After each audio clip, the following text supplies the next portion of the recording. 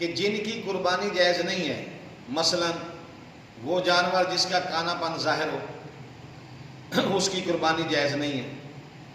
وہ جانور جو اتنا لاغر ہے، اتنا کمزور ہے کہ ہڈیاں ہی ہڈیاں، اس کے اوپر گوشت ہی کوئی نہیں ہے، اس کی قربانی کرنا ٹھیک نہیں ہے، وہ جانور جس کے سینگ ٹوٹے ہوئے ہیں اس کی قربانی ٹھیک نہیں ہے، جس کے کان کٹے ہوئے ہیں اس کی قربانی ٹھیک نہیں ہے، وہ جانور جو لنگڑا ہے، جو جہاں اس کو ذبح کرنا ہے وہاں تک چل کے نہیں جا سکتا، اس کی قربانی کرنا یہ جائز نہیں ہے۔ جانور کے سینگ ٹوٹ جانے یا کان کٹ جانے، اس کے متعلق فقہاء نے لکھا ہے شرعی مسئلہ یہ ہے کہ اگر وہ تہائی حصہ یا تہائی حصے سے کم ہو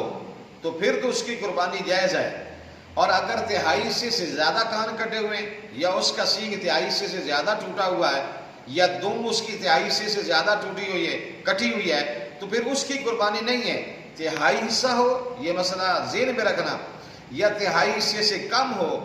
تو پھر اس جانور کی قربانی جائز ہے۔ اگر اس سے زیادہ ہو جائے تو ایسے جانور جس کا ذکر میں نے آپ کے سامنے کیا ہے، ایسے جانوروں کی قربانی جو ہے وہ جائز نہیں ہے۔